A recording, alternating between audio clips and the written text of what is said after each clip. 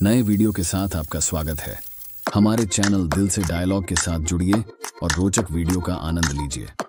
1996 की बात है। अटल बिहारी वाजपेयी की सरकार महज 13 दिनों में गिर चुकी थी।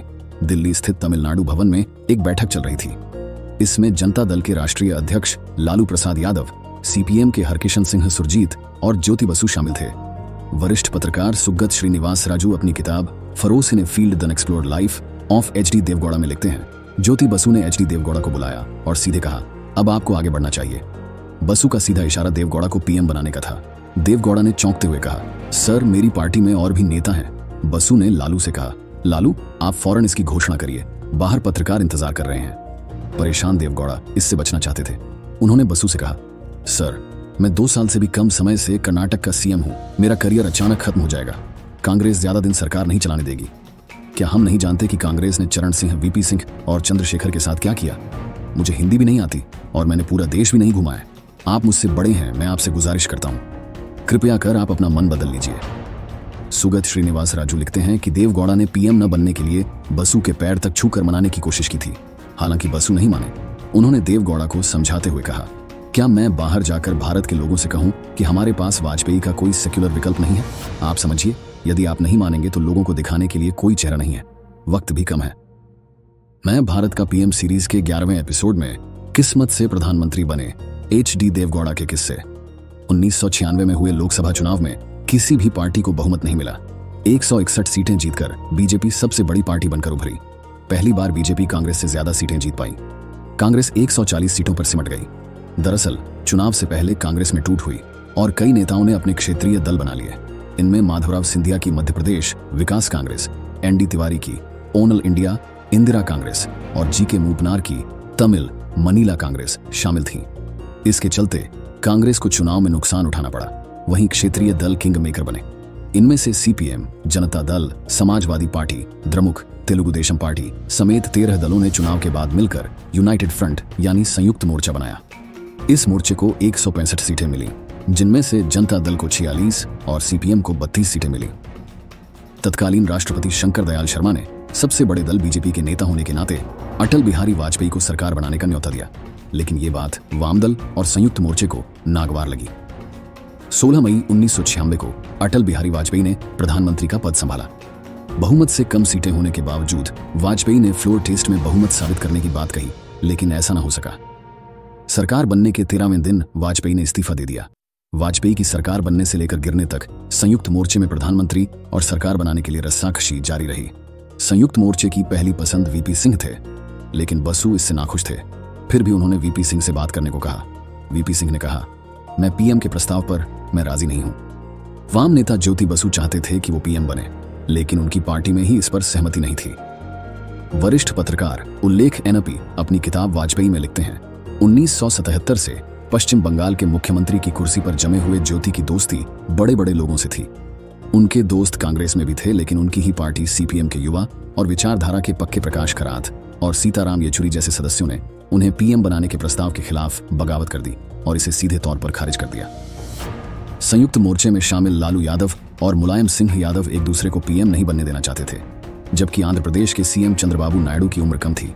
तमिलनाडु की 37 सीटों पर कब्जा करने वाले जी.के. मूपनार और एम. करुणानिधि को दिल्ली की राजनीति में कोई दिलचस्पी नहीं थी। दोनों तमिल नेताओं ने एक दूसरे को सत्ता के खेल से बाहर कर दिया। जनता दल 46 सीटें जीतकर तीसरी सबसे बड़ी पार्टी बनी थी, इसलिए देवगौड़ा को पीएम के लिए बेहतर समझा गया। इसके बाद देवगौड़ा को पीएम बनाने की कवायद शुरू हुई। कांग्रेस ने संयुक्त मोर्चे को सरकार से बाहर रहते हुए समर्थन देने की बात कही। तत्कालीन कांग्रेस अध्यक्ष पी.वी. नरसिम्हा राव और देवगौड़ा अच्छे दोस्त थे। दोनों ही ज्योतिष और ग्रहों की चाल के बारे में एक दूसरे से चर्चा करते थे। इसके अलावा देवगौड़ा ने राव की अल्पमत की सरकार बचाने में मदद की थी। इस तरह संयुक्त मोर्चे और कांग्रेस के बाहरी समर्थन से देवगौड़ा को 318 सांसदों का साथ मिला। देवगौड़ा ने अपने प्रधान सचिव एस मीनाक्षी सुंदरम से कहा, सुंदरम अवारे, कृपया आप पीएमओ में शामिल हों। हमारा कार्यकाल लंबा नहीं होगा। अपना परिवार शिफ्ट मत करना, मैं भी नहीं कर रहा हूं। हम सिर्फ एक सूटकेस लेकर जाएंगे। DLF chairman KP. सिंह अपनी आत्मकथा waiter on the incredible story behind DLF में लिखते हैं, देश की लगातार बिगड़ती अर्थव्यवस्था के बारे में पीएम देवगौड़ा को बताने के लिए बड़े व्यापारियों का एक डेलीगेशन उनसे मिलने पहुंचा। मीटिंग शुरू हुई और प्रेजेंटेशन पेश किया गया। जब प्रेजेंटेशन पूरा हुआ तो हमें ऐसा लगा कि देवगौड़ा कुछ सुन नहीं रहे हैं। वो अचानक जगे और एकाएक बोलने लगे कि मुझे बहुत खुशी है कि देश की अर्थव्यवस्था ठीक ठाक चल रही है। ना, संयुक्त मोर्चा सरकार में बहुमत का गणित किताबी गणित से कहीं ज्यादा कठिन था। हर दिन सरकार को बचाने या गिराने की कवायद जारी रहती थी। पीएम देवगौड़ा को अपनी कुर्सी बचाने के लिए बार बार दौड़कर बिहार भवन जाना पड़ता था। फिर बाजी पलटी और लालू चारा घोटाले में घिर गए। इस मामले में सीबीआई ने लालू से पूछताछ की अनुमति मांगी। तब लालू को देवगौड़ा ने 5 मिनट की मुलाकात के लिए कई दिनों का इंतजार करवाया। 1997 में लालू से पहले राउंड की पूछताछ हुई। इस पर उन्होंने देवगौड़ा को फोन लगाया और उन पर भड़क गए। लालू ने कहा, यह सब अच्छा नहीं हो रहा है जो आप करवा रहे हैं, इसका अंजाम अच्छा नहीं होगा। कॉन्स्पिरेसी करनी है तो बीजेपी के खिलाफ करो, हमारे पीछे क्यों लगे हो। देवगौड़ा ने लालू से अपनी मजबूरी बता दी। हालांकि देवगौड़ा चाहते तो उनके द्वारा नियुक्त किए गए सीबीआई डायरेक्टर जोगिंदर सिंह के जरिए लालू की मदद कर सकते थे। एक बार तो लालू ने पीएम आवास में देवगौड़ा पर तंज कसा। कहा, जी इसीलिए आपको प्रधानमंत्री बनाया था, बहुत गलती किया तुमको पीएम बना के। देवगौड़ा ने भी इसी लहजे में जवाब दिया, भारत सरकार और सीबीआई कोई जनता दल थोड़े ही है कि जब चाहा जिसे चाहा भैंस की तरह हाँक दिया। आप पार्टी को भैंस की तरह चलाते हैं, लेकिन मैं भारत सरकार चलाता हूं। कुलदीप नैयर अपनी किताब एक जिंदगी काफी नहीं में लिखते हैं, कांग्रेस का जल्दी ही देवगौड़ा से मोहभंग हो गया और तीसरे मोर्चे पर कोई नया नेता चुनने के लिए जोर डालने लगी। पूर्व राष्ट्रपति प्रणब मुखर्जी अपनी किताब द कोएलिशन ईयर्स में लिखते हैं, देवगौड़ा सरकार जानबूझकर कांग्रेस पर निशाना साध रही थी। पूर्व पीएम नरसिम्हा राव समेत कई कांग्रेसी नेताओं पर भ्रष्टाचार के आरोप में पुलिस द्वारा मुकदमा चलाया जा रहा था। बोफोर्स कांड के बारे में फिर से चर्चा शुरू कर दी गई थी। यहां तक कि देवगौड़ा सरकार के कई मंत्री खुले तौर पर कांग्रेस के शासन की आलोचना करते थे। इन आरोपों के चलते कांग्रेस में सरकार से समर्थन वापस लेने की बात होने लगी। मार्च 1997 में जल्दबाजी दिखाते हुए कांग्रेस अध्यक्ष सीताराम केसरी ने संयुक्त मोर्चे पर दबाव डाला कि वे अपना पीएम बदलें। चुनावों में पार्टी के खराब प्रदर्शन के चलते राव को कांग्रेस अध्यक्ष पद से हटा दिया गया और उनकी जगह सीताराम केसरी ने ली। केसरी और देवगौड़ा के बीच 36 का आंकड़ा था। 1997 में केसरी ने उत्तर प्रदेश के राज्यपाल रोमेश भंडारी को हटाने की मांग की, लेकिन देवगौड़ा ने इसे खारिज कर दिया।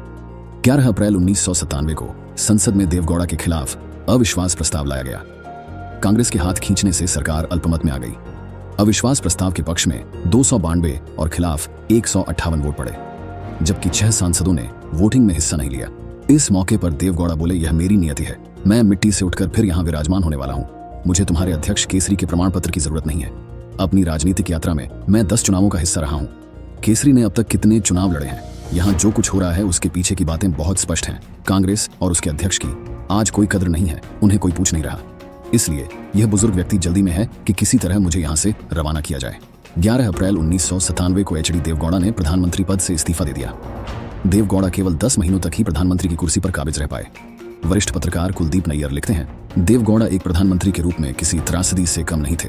उन्होंने भारत के किसानों के लिए चमत्कार दिखाने के दावे किए थे, लेकिन वे संदिग्ध सौदों में फंस कर रह गए। मैं भारत का पीएम सीरीज के 12वें एपिसोड में जानिए इंद्र कुमार गुजराल के प्रधानमंत्री बनने की कहानी।